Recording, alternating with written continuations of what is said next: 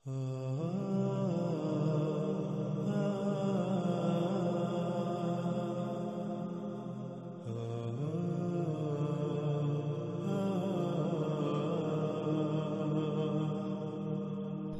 Number 11۔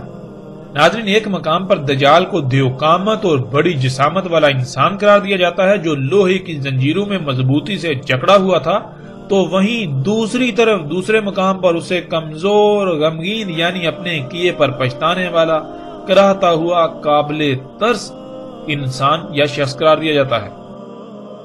روایات کے عکس آپ سکرین پر دیکھ سکتے ہیں اور آپ خود انہیں پڑھ سکتے ہیں۔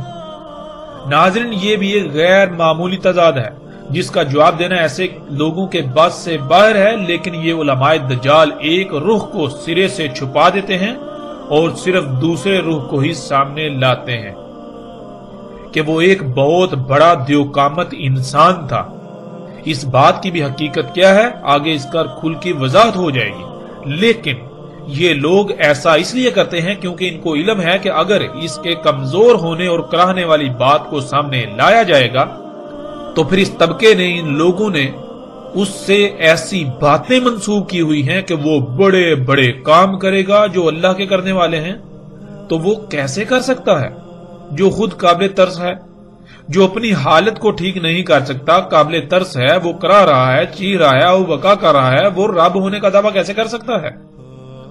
یوں اس سوال کا جواب یہ لوگ قیامت تک نہ دے سکتے تو سب سے بہتر انہیں یہی لگا کہ اس بات کو ہی چھپا دو، اس رخ کو چھپا دو، کیونکہ انہیں علم ہے کہ عام عوام ان کی محتاج ہے، وہ نہ ہی خود غور و فکر کرے گی اور نہ ہی ان لوگوں کا، اس طبقے کا یہ پول ان پر کھلے گا۔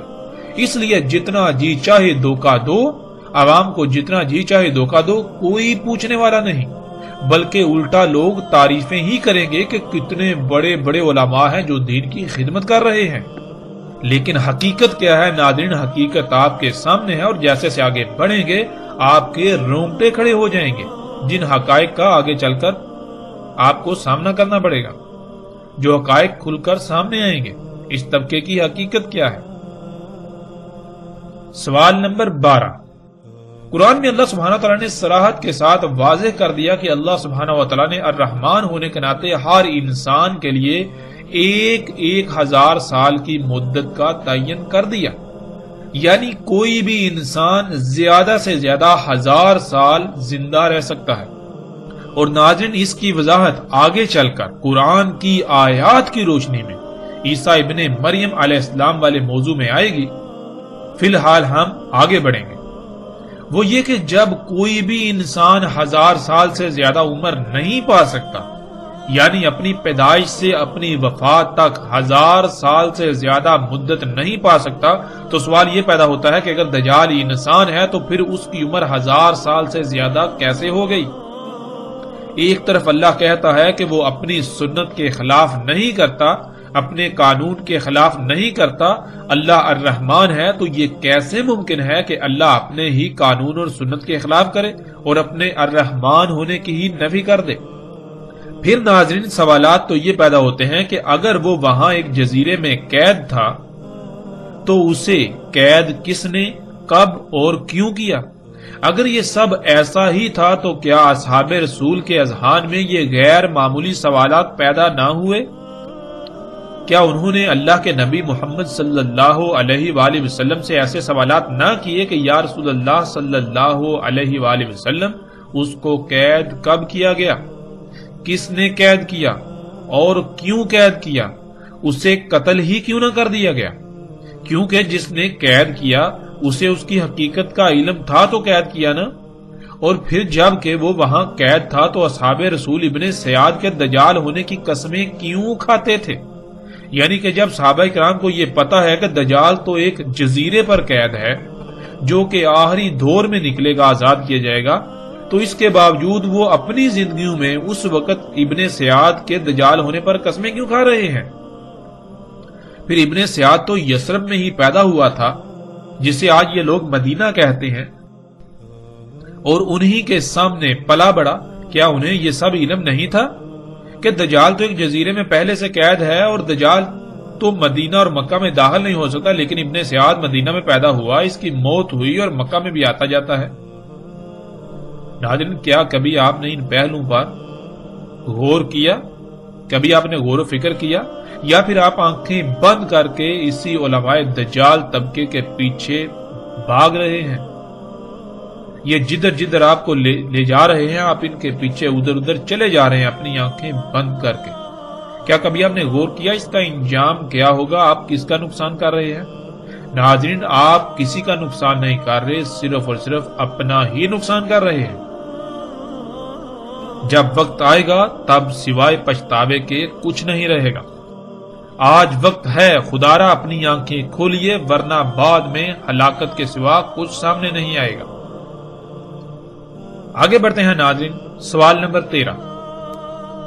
ناظرین، جب یہ واقعہ مدینہ کا ہے اور ایسے موقع کا ہے جب مدینہ کے تقریباً تمام انصار و مہاجرین موجود تھے، تو کیا صرف فاطمہ بنت قیس ہی ایسی تھیں کہ جن کو یہ روایت یاد رہی؟ حالانکہ یہ تو ایک ایسا واقعہ تھا جو نہایت عجیب و غریب تھا، اور اس کو کبار اصحاب رسول کو ضرور بیان کرنا چاہیے تھا، لیکن ہمیں ایسا کچھ نہیں ملتا۔ صرف ایک ہی عورت سے یہ واقعہ منسوب ہمیں ملتا ہے۔ آخر اس کی وجہ کیا ہے؟ سوال نمبر 14۔ سوال یہ پیدا ہوتا ہے کہ جب جساسہ دجال کے لیے جاسوسی کرتا تھا، جس سے ثابت ہوتا ہے کہ دجال خبروں کے لیے جساسہ کا محتاج تھا، تو پھر دجال نے جو سوالات کیے وہ تمام کی تمام خبریں جن کا تعلق قطعی غیب سے تھا، ان کا علم اسے کس طرح ہو گیا؟ جیسا کہ ایسے نظریات سے تو بالکل واضح ہو جاتا ہے کہ ایسے تمام کے تمام لوگوں کے نزدیک جو دجال کو ایک معین شخصیت اور وہاں جزیرے پر قید سمجھتے ہیں، ان کے نزدیک ایک شخص جو کہ دجال ہے وہ بھی علم غیب رکھتا ہے، علم غیب رکھتا تھا۔ تو دوسری طرف انہی لوگوں کا عقیدہ یہ ہے کہ غیب کا علم اللہ کے سوا کسی کو نہیں، تو پھر دجال جب کہ ایک انسان ہے تو اسے غیب کا علم کہاں سے ہو گیا؟ قرآن میں تو اللہ سبحانہ و تعالیٰ نے واضح کر دیا بالکل صراحت کے ساتھ کہ اللہ صرف اپنے چنیدہ رسولوں پر غیب میں سے کچھ ظاہر کرتا ہے۔ تو کیا دجال اللہ کا رسول ٹھہرا؟ کیا ناظرین کسی کے پاس اس سوال کا جواب ہے؟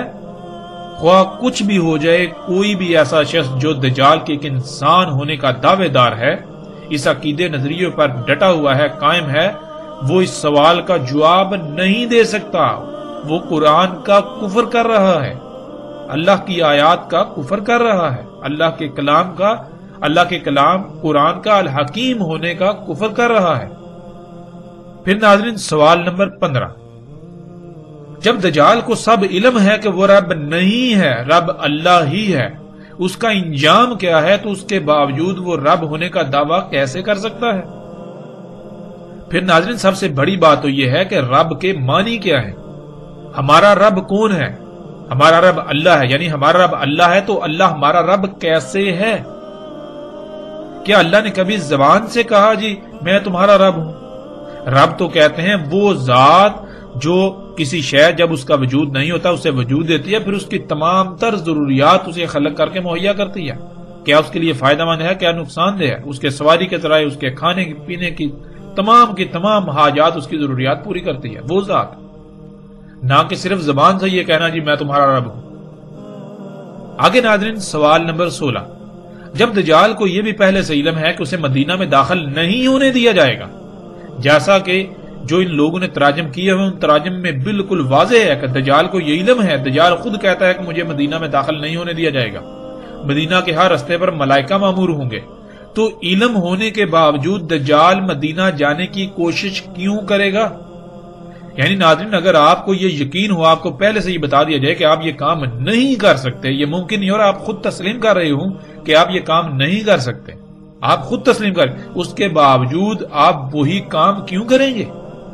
کیا اس کا کوئی جواب ہے؟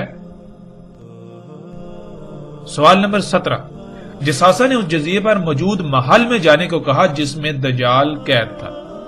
یہاں سوال یہ پیدا ہوتا ہے کہ کیا کسی جزیرے پر تعمیر شدہ محل موجود ہے اور پھر یہ بھی نہیں کہا جا سکتا کہ اللہ نے اس محل کو دنیا کے انسانوں سے چھپا کر رکھا ہے، کیونکہ اصل بات تو یہ سامنے آتی ہے کہ اس جزیرے تک کسی کی رسائی نہیں، اور اگر کسی کی رسائی ہو جائے تو وہ نہ صرف اس محل کو دیکھ سکتا ہے بلکہ اس میں داخل بھی ہو سکتا ہے۔ جیسے وہ لوگ جو اس جہاز میں سوار تھے اور اس جزیرے تک پہنچ گئے، اور آج زمین کا ایک ایک انچ ایسا نہیں ہے کہ جو انسان کی نظروں کے سامنے نہ ہو۔ اوپر سیٹلائٹ گھوم رہی ہے جو پل پل پوری زمین کے انگ انگ کی تصاویر بنا رہی ہے، اور اسی سیٹلائٹ کے بنائے ہوئے نقشے کو نہ صرف آج لوگ دیکھتے ہیں، استعمال کرتے ہیں، بلکہ وہ دنیا کا واحد مصدقہ ترین نقشہ ہے جسے گوگل ارتھ کا نام دیا جاتا ہے۔ سمندروں میں کوئی چھوٹے سے چھوٹا بھی جزیرہ ایسا نہیں ہے جس پر آج انسان جا نہ چکا ہو۔ اس کے باوجود نہ ہی کوئی ایسا محل کہیں ملتا ہے، اور نہ ہی کوئی ایسا شخص، اور نہ ہی کوئی ایسا جانور جسے جساسا کا نام دیا گیا۔ تو ناظرین، آخر ایسا کیوں؟ آخر وہ جزیرہ آج کہاں گیا؟ وہ محل کہاں گیا؟ اور اس میں قید دجال کہاں گیا؟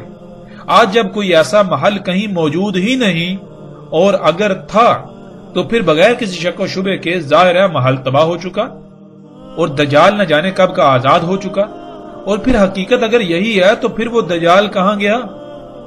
وہ دجال تو پھر آ کر بھی جا چکا، تو پھر کس دجال کا آج بھی انتظار کیا جا رہا ہے؟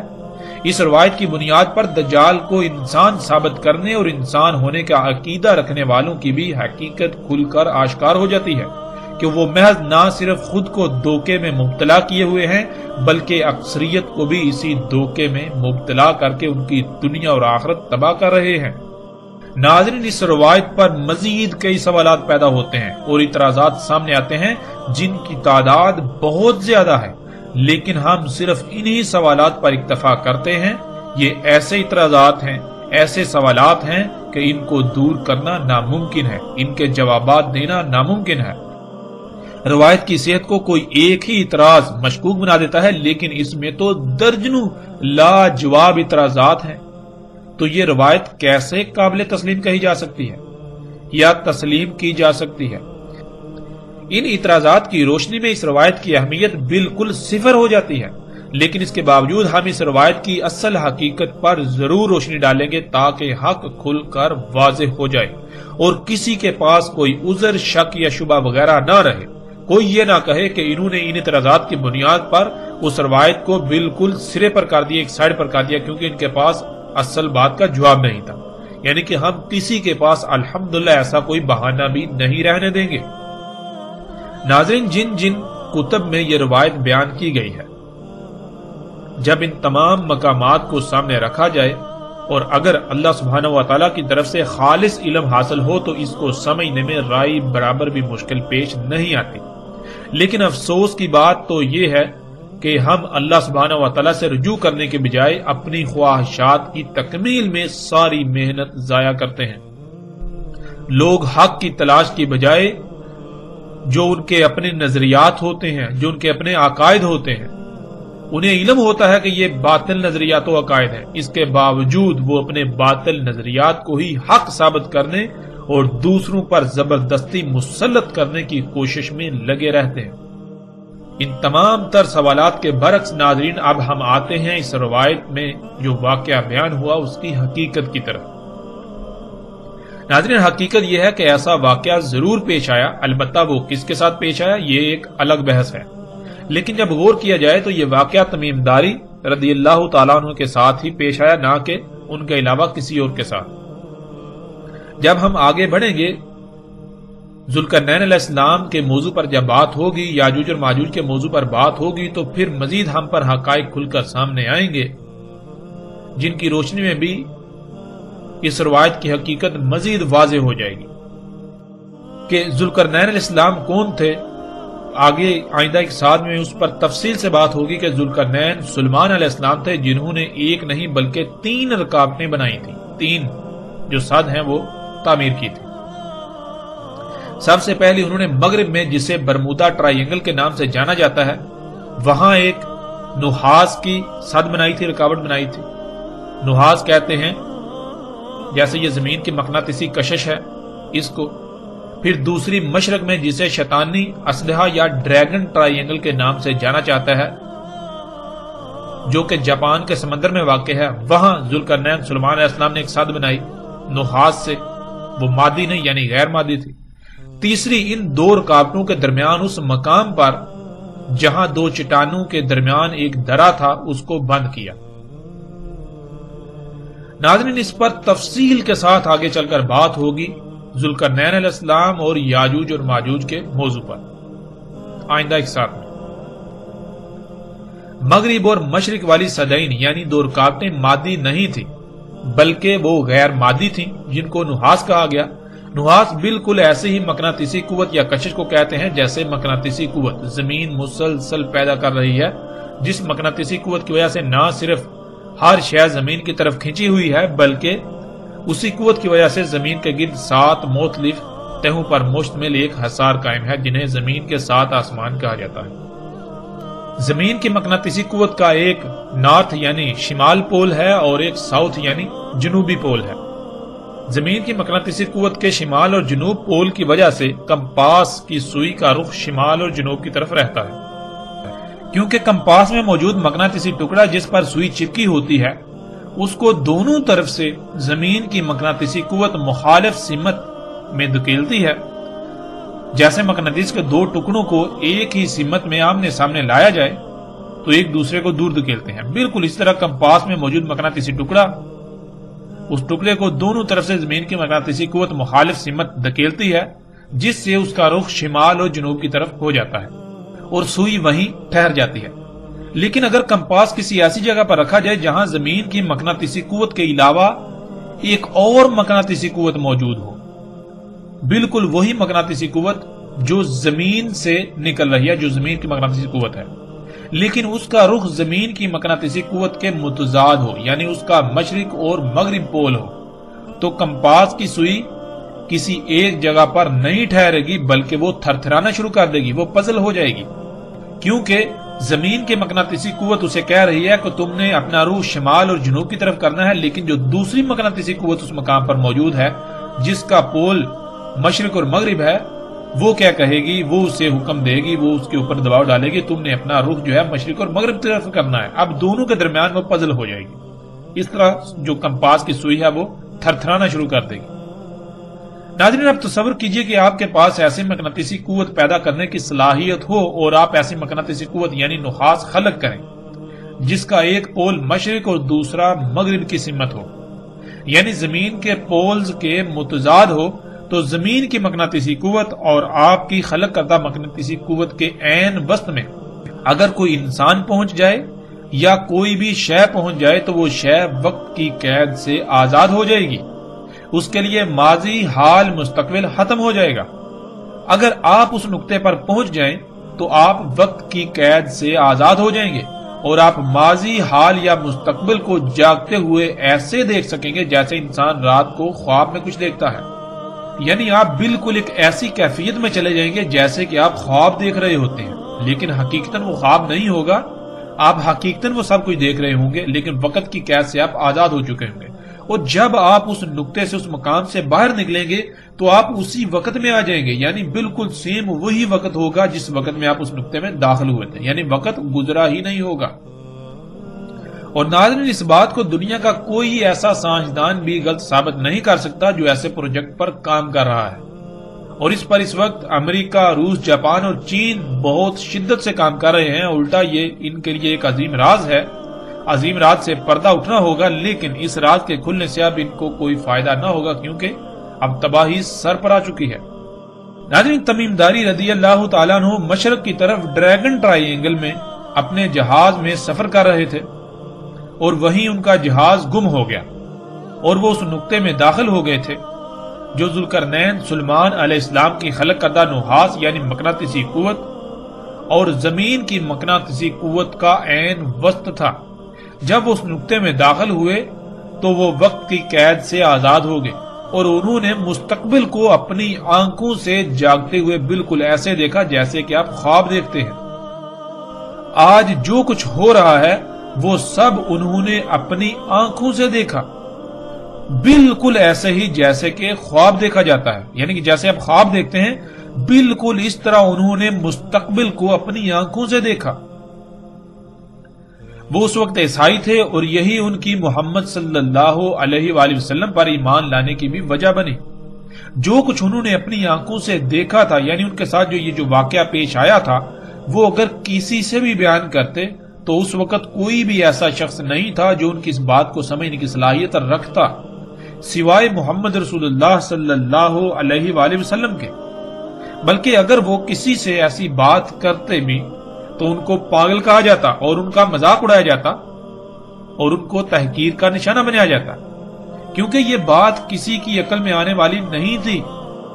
لیکن تمیم داری رضی اللہ تعالیٰ عنہ کو اس کا علم تھا کہ جو وہ دیکھ چکے ہیں، یعنی جو مستقبل انہوں نے اپنی آنکھوں سے دیکھا ہے، جو مستقبل کا مشاہدہ کر چکے ہیں، واحد محمد صلی اللہ علیہ وآلہ وسلم ہی ایک ایسی شخصیت ہیں جو نہ صرف اللہ کے رسول ہیں بلکہ ان کی بات کو سمجھنے کی صلاحیت رکھتے ہیں۔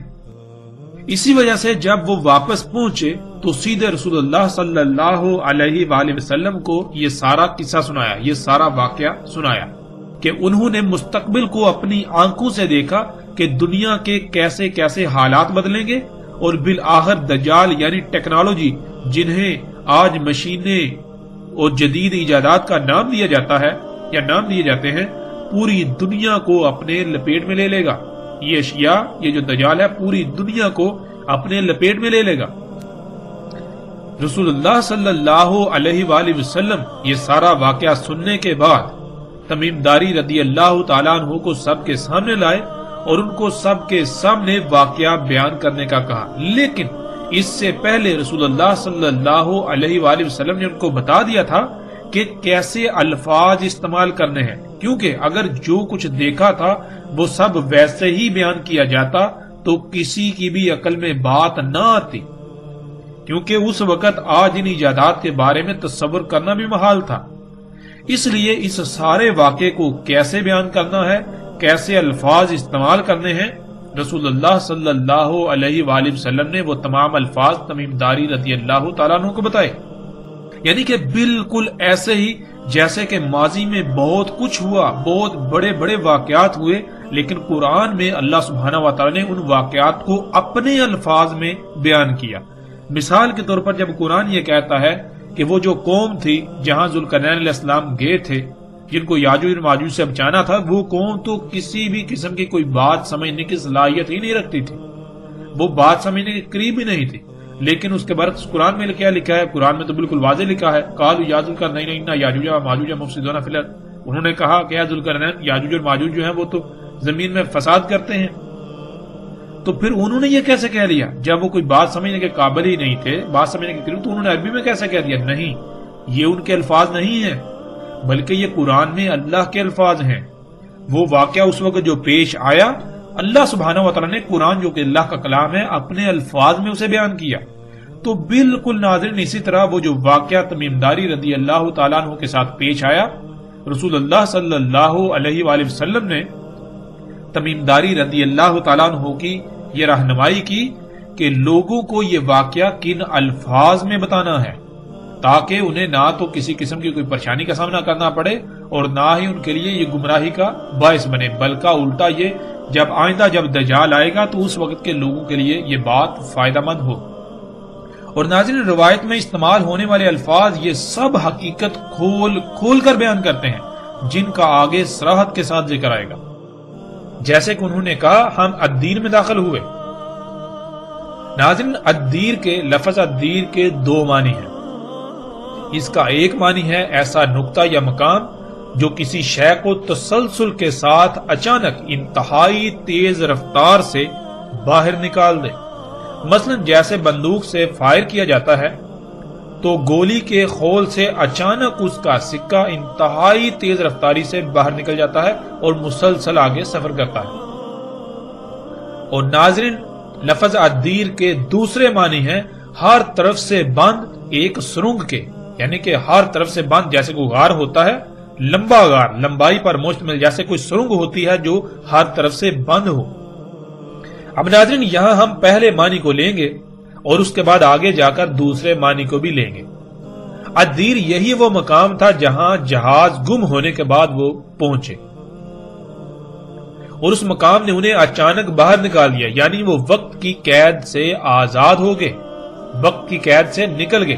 جیسے آپ جب رات کو سوتے ہیں، ناظرین جب غور کریں، جب آپ رات کو سوتے ہیں تو آپ ایک خواب دیکھتے ہیں، خواب کے اندر آپ سالوں کی زندگی گزارتے ہیں، یعنی کہ آپ دیکھیں کہ آپ خواب میں بادشاہ بن گئے، کسی ملک کے سربراہ بن گئے، یا آپ جہاز اڑا رہے ہیں، یا آپ کوئی بھی کام کر رہے ہیں، تو خواب میں آپ ایک لمبی زندگی جی رہے ہوتے ہیں۔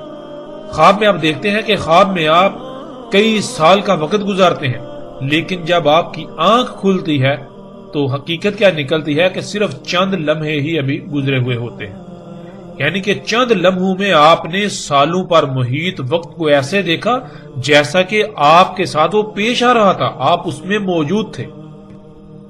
ناظرین بالکل اسی طرح الدیر کہتے ہیں ایسے مقام کو، جب آپ ایسے مقام پر پہنچیں تو آپ یہ جو دنیاوی شعور ہے اس سے نکل کر دوسرے شعور میں چلے جائیں، جیسے خواب میں ہوتا ہے۔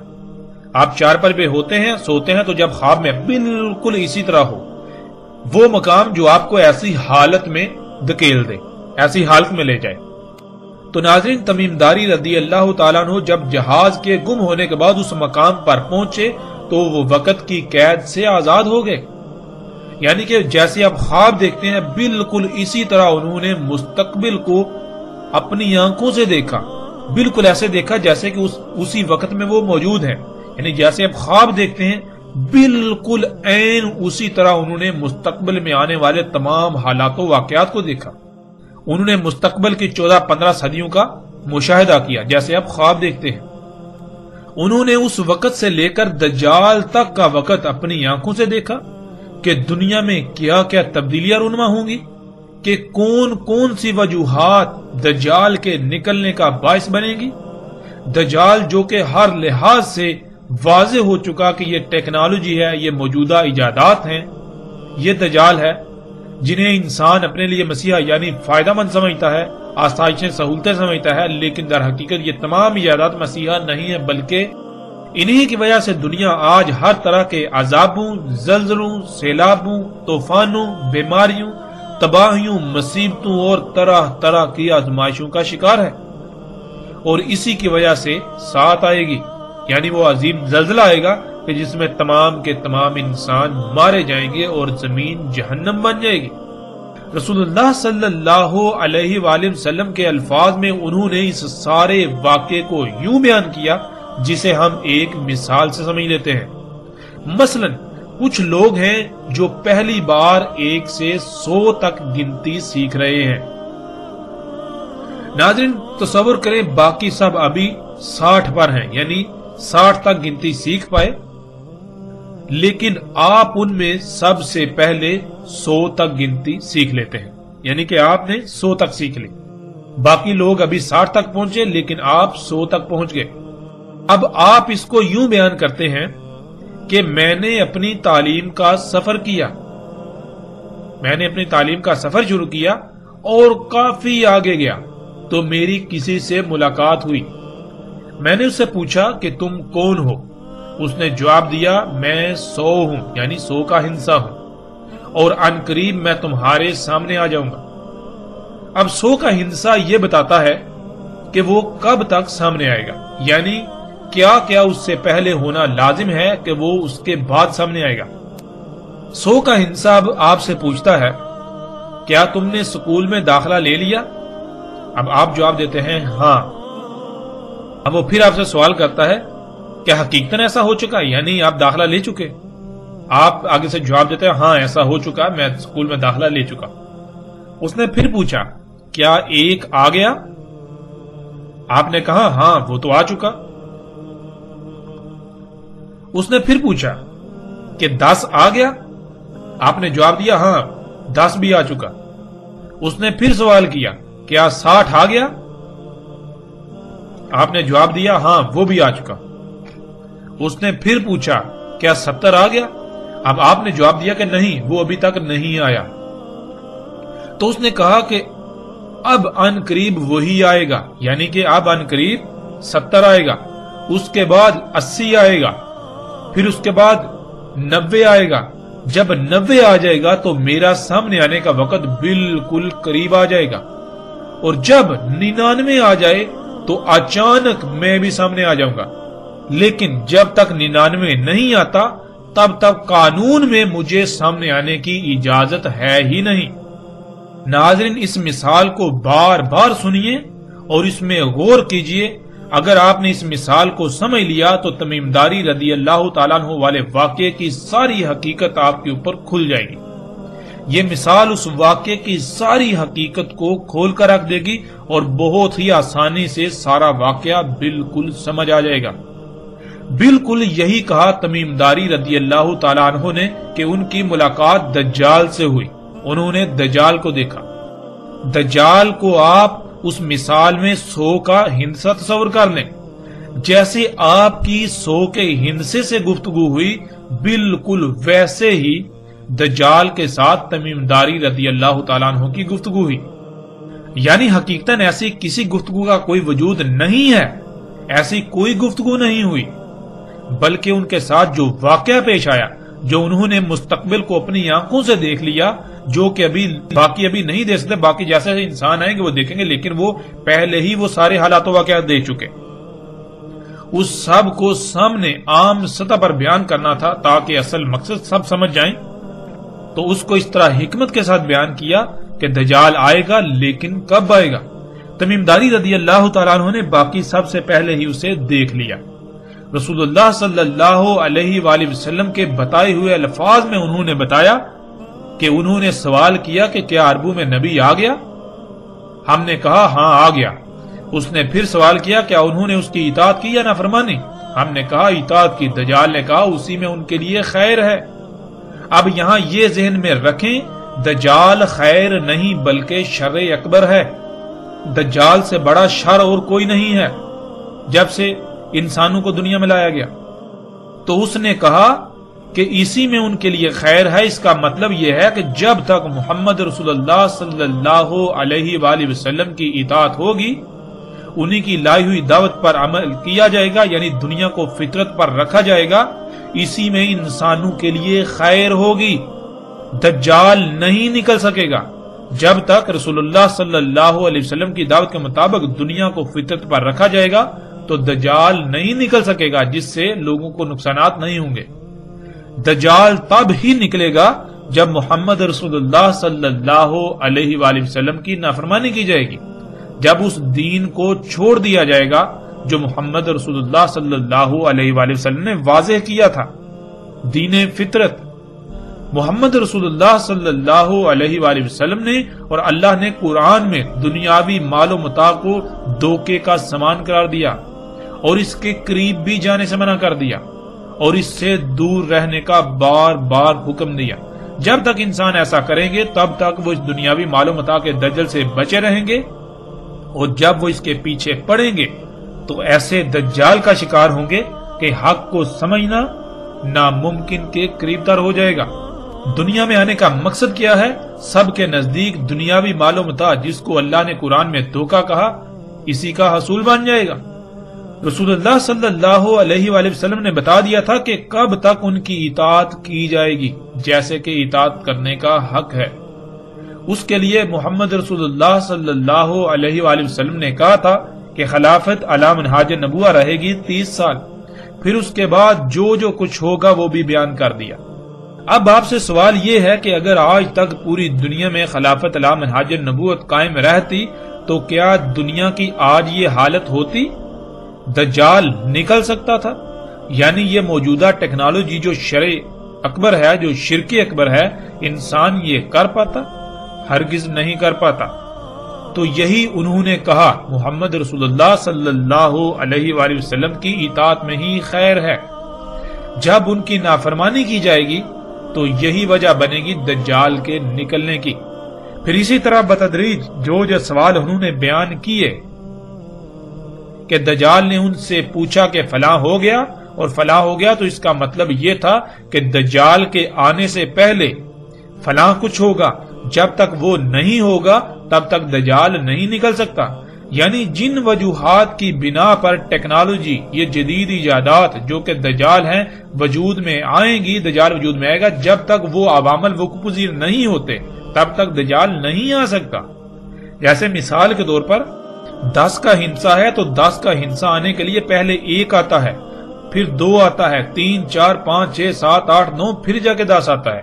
جب تک 1 نہیں آئے گا 2 کیسے آ سکتا ہے، 2 نہیں آئے گا 3 کیسے آ سکتا ہے، 3 نہیں آئے گا 4 کیسے آ سکتا ہے۔ اس طرح جب تک کہ 10 کے پیچھے جو عوامل ہیں، جب تک وہ عوامل نہیں وقوع پذیر ہو جاتے تب تک وہ 10 کیسے آ سکتا ہے۔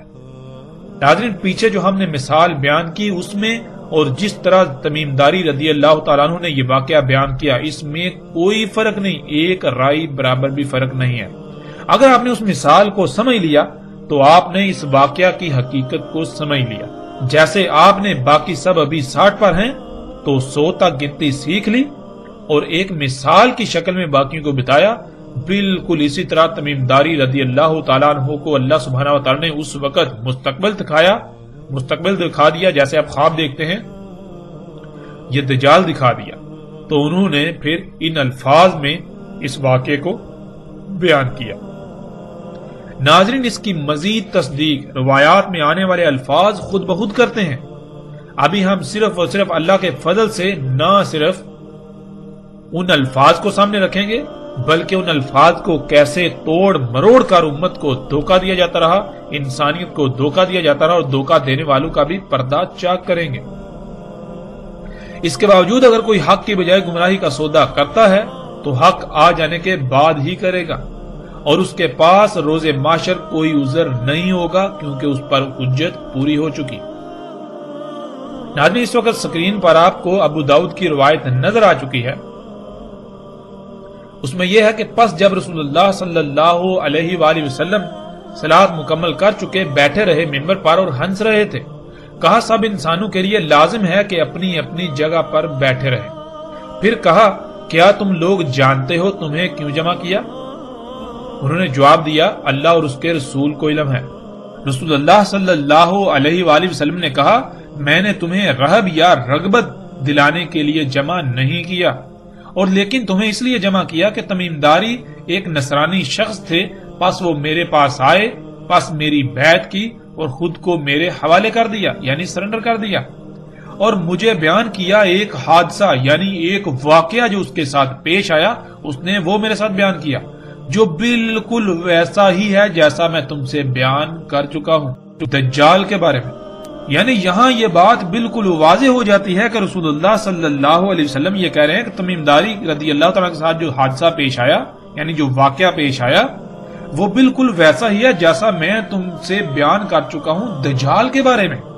یعنی کہ دجال کے بارے میں جو تمہیں جو کچھ بتا چکا ہوں بالکل وہی سب کچھ تمیم داری رضی اللہ تعالیٰ کے ساتھ وہ پیش ہے، ان کے ساتھ یہ واقعہ پیش ہے، انہوں نے سب دیکھا۔ انہوں نے مجھے بتایا کہ وہ سوار تھے سمندری کشتی میں لخم اور جزام کے 30 افراد کے ساتھ، بس انہیں آ لیا لہر انہیں، اور مہینہ بھر موجوں میں گرے رہے اور سورج کے غروب ہونے کے وقت ایک جزیرے کی طرف جا لگے۔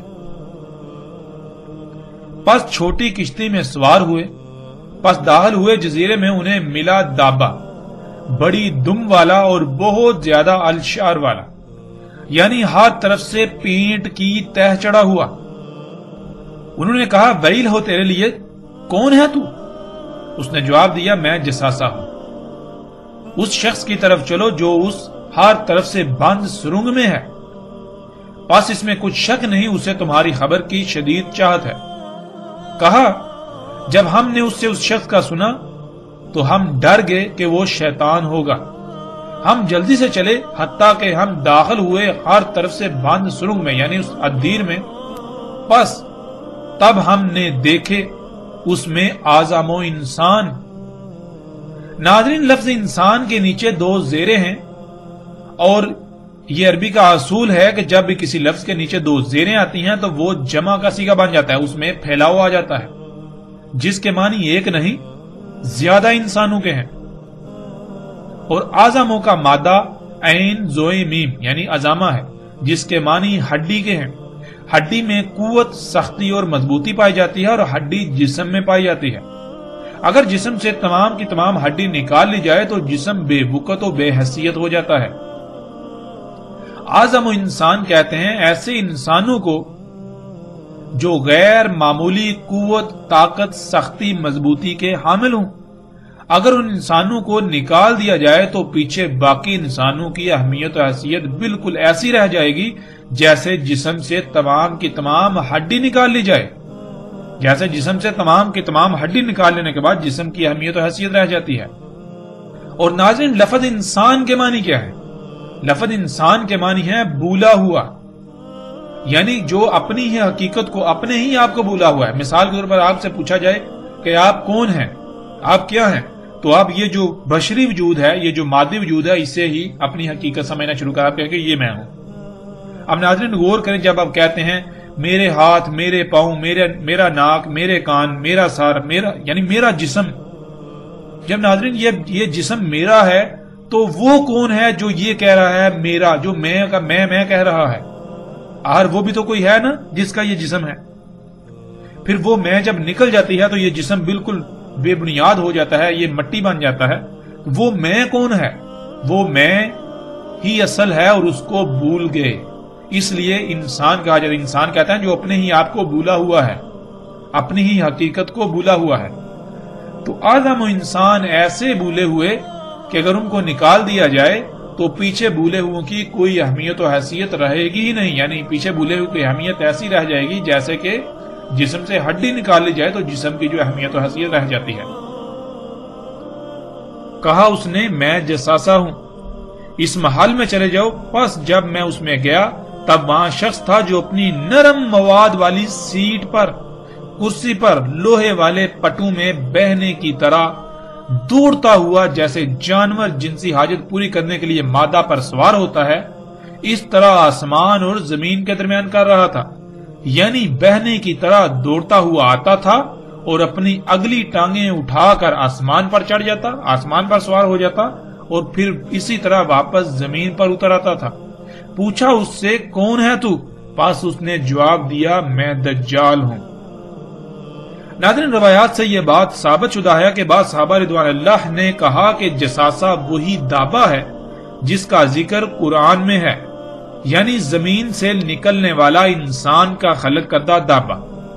اور آگے دابہ کے موضوع پر تفصیل سے بات آئے گی کہ دابہ کیا ہے۔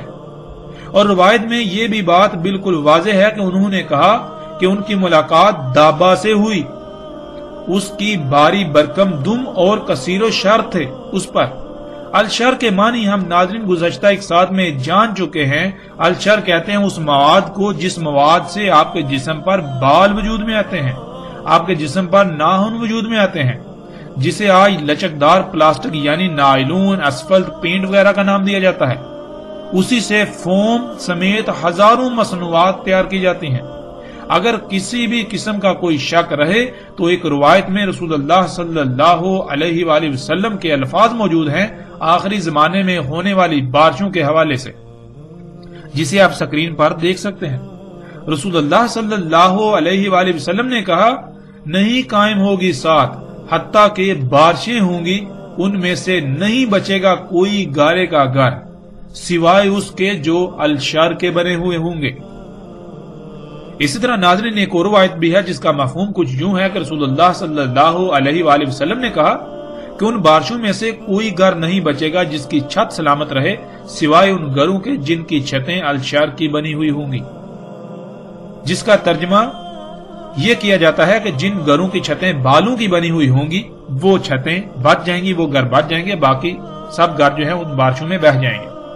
ناظرین اب کوئی بھی عقل رکھنے والا انسان یہ تسلیم نہیں کر سکتا کہ بالوں کی چھتیں بن سکتی ہیں، یعنی ان بالوں کی چھتیں جو جسم پر اگتے ہیں۔ لیکن جب ہم عربی کو عربی سمجھیں تو ہم پر واضح ہو جائے گا کہ الشر اس مواد کو کہتے ہیں جس سے بال وجود میں آتے ہیں، اور اسی مواد سے آج پوری دنیا میں چھتیں بنائی جا رہی ہیں جن پر بارشیں اثر انداز نہیں ہوتی۔